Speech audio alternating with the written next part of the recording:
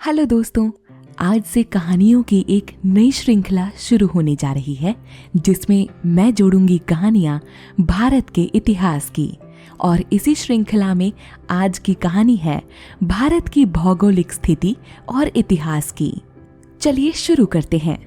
भारत की भौगोलिक स्थिति अर्थात इसके पर्वतों, नदियों, रेगिस्तान और जलवायु का देश के इतिहास पर बहुत प्रभाव पड़ा है। उत्तर की हिमालय श्रेणियों ने इसे शेष एशिया महाद्वीप से बिल्कुल अलग कर दिया है। पूर्व, दक्षिण और पश्चिम में सागर से घिरा हुआ यह भूखंड एक उपमहाद्वीप है। इस उपमहाद्वीप में सभी प्रकार की जलवायु पाई जाती है। जहां एक ओर राजपूताने का रेगिस्तान है, वहां दूसरी ओर हिमालय की हिमाच्छादित चोटियां हैं, और जहां दक्षिण भारत की भूमि पथरीली और पठारी है, वहां बंगाल की भूमि अति उर्वरा है। पूर्व से पश्चिम तक लगभग 2400 मील लंबे और उत्तर से दक्षिण तक लगभग 2000 मील चौड़े इस भूखंड को 4 प्राकृतिक भागों में बांटा जा सकता है। पहला, उत्तर में हिमालय श्रेणी। दूसरा, उत्तरी भारत का बड़ा मैदान। तीसरा, दक्षिण का पठार या दक्षिण। और चौथा, समुद्र तट। प्रत्येक भाग की अपनी पृथक पृथक विशेषताएं हैं जिनका देश के इतिहास पर गहरा प्रभाव पड़ा है। उत्तर में हिमालय श्रेणी। भारत के उत्तर की पर्वतीय श्रेणी में हिमालय, हिंदकुश, सफेद कोह, सुलेमान कोह और किरथर पहाड़ हैं। इन श्रेणियों की सबसे ऊंची चोटी का नाम गौरीशंकर या एवरेस्ट है, जो 26,141 फीट ऊंची है। हिमालय श्रेणी संसार की सबसे ऊंची चोटी है। हिमालय के पश्चिमी भाग में कुछ दर्रे हैं जिनका भारत के इतिहास में बहुत महत्व है। मुख्य मुख्य दर्रों के नाम हैं खैबर, कुरैम, गोमल और टोची। इन्हीं दर्रों में होकर विदेशियों ने भारत पर कई बार आक्रमण किए। आर्य, यूनानी, हूण, सिथियन, तुर्क और मंगोल सब इन्हीं मार्गों से भारत में आए। हिमालय श्रेणियों से निकली नदियों, सिंधु और उसकी सहायक नदियों, गंगा और उसकी सहायक नदियों तथा ब्रह्मपुत्र पर ही भारत की समृद्धि निर्भर है। हमारे देश में वर्षा भी हिमालय पर्वत की मदद से होती है। यदि हिमालय न होता तो हमारे देश की उत्तरी सीमा बिल्कुल आरक्षित रहती और संभवतः हमारे देश की धरती सिंधु, गंगा और ब्रह्मपुत्र के न होने पर सोना न उगलती। अतः स्पष्ट है कि भारत के इतिहास पर हिमालय श्रेणियों का बहुत बड़ा प्रभाव है।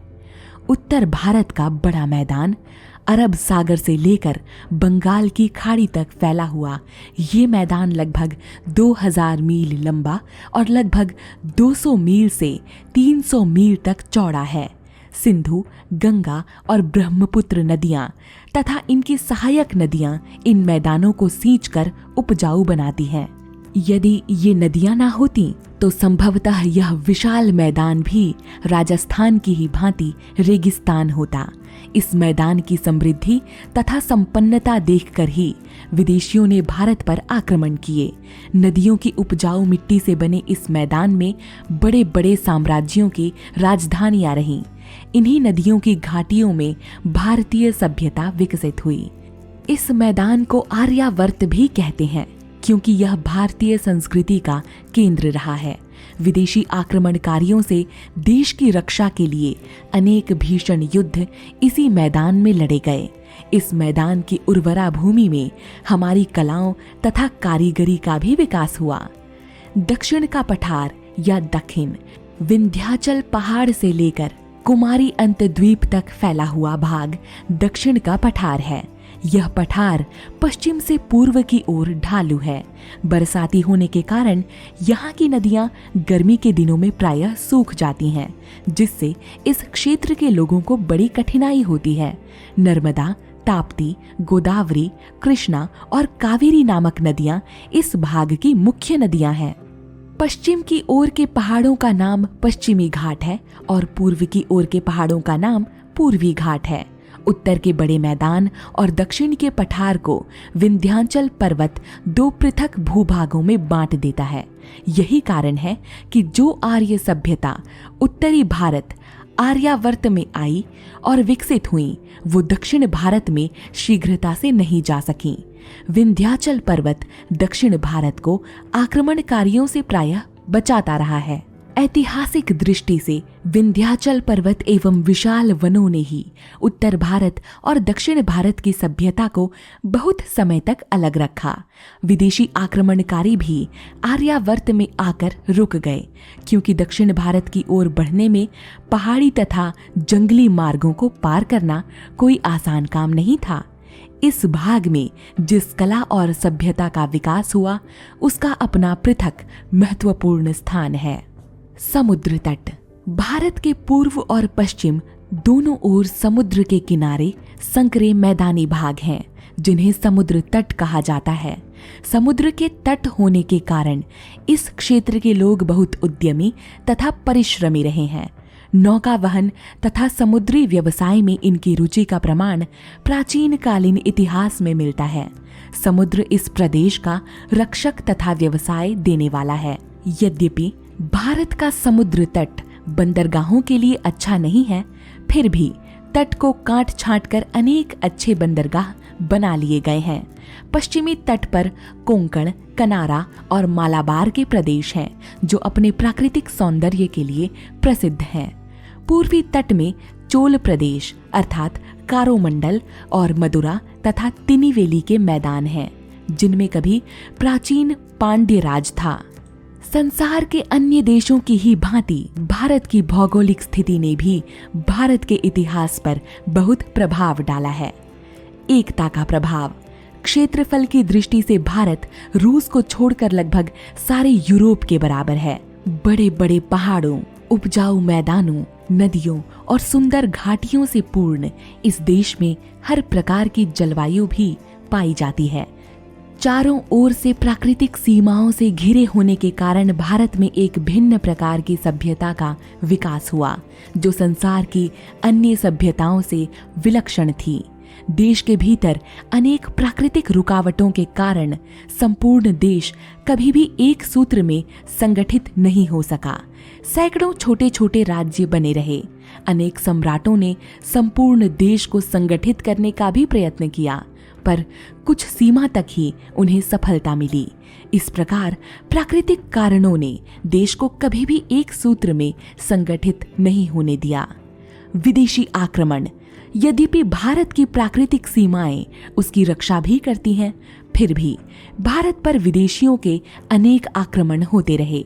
उत्तर की पर्वतमाला तथा पूर्व, दक्षिण एवं पश्चिम के सागर को देखकर भारतीय काफी निश्चिंत रहते थे कि उनके देश की रक्षा के लिए ये प्राकृतिक साधन पर्याप्त हैं।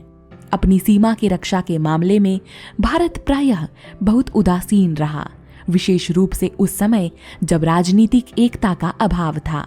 परिणाम स्वरूप अनेक विदेशी आक्रमणकारी बिना किसी रोक टोक के भारत में आते रहे।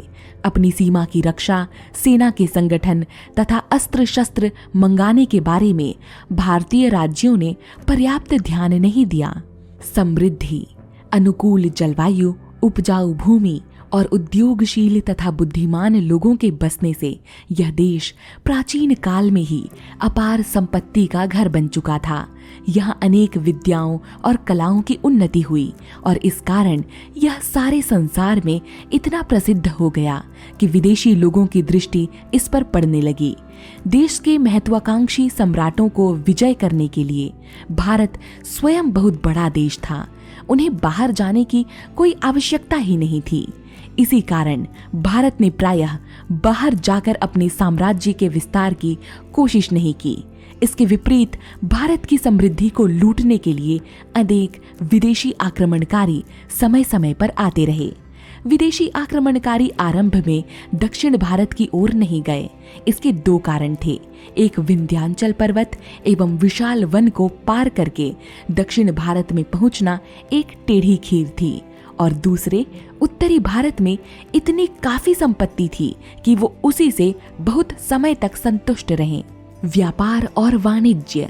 देश के आंतरिक समृद्धि के साथ ही भारत का बाह्य व्यापार भी काफी विकसित था। हमारे समुद्र तटों पर अनेक बंदरगाह थे जिनसे विदेशों के साथ व्यापार होता था। रोम साम्राज्य के साथ हमारा व्यापार बहुत ही उन्नत अवस्था में था। हमारे देश के कुछ सम्राटों ने देश के बाहर कुछ उपनिवेश भी बसाए थे।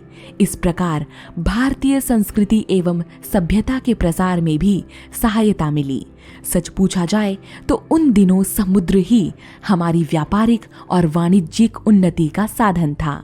अतः स्पष्ट है कि प्राकृतिक स्थिति ने भारत के इतिहास के निर्माण को बहुत काफी प्रभावित किया है। दोस्तों, भारत के प्राकृतिक इतिहास पर सुनाई गई इस कहानी के आधार पर मैं आपसे कुछ प्रश्न पूछूंगी। अगर आपने उन सभी के जवाब समझ लिए हैं इस कहानी के माध्यम से तो कमेंट बॉक्स में यस जरूर टाइप कीजिएगा। पहला प्रश्न है, भारत की मुख्य प्राकृतिक विशेषताओं का वर्णन कीजिए। इस देश के इतिहास पर उनका क्या प्रभाव पड़ा है। प्रश्न 2, भारत के भूगोल ने भारत के इतिहास पर क्या प्रभाव डाला है। प्रश्न 3, भारत को कितने प्राकृतिक भागों में बांटा जा सकता है। प्रत्येक भाग की विशेषताओं का वर्णन कीजिए। प्रश्न 4, भूगोल इतिहास का आधार है। भारत की स्थिति पर प्रकाश डालते हुए इस कथन पर टिप्पणी कीजिए। 5वां प्रश्न, भारत का एक प्राकृतिक चित्र बनाइए और उसमें पर्वत श्रेणियां, नदियां, मैदान और रेगिस्तान दिखाइए। मिलूंगी आपसे जल्द दोस्तों भारत की एक नई कहानी के साथ। तब तक के लिए बाय बाय।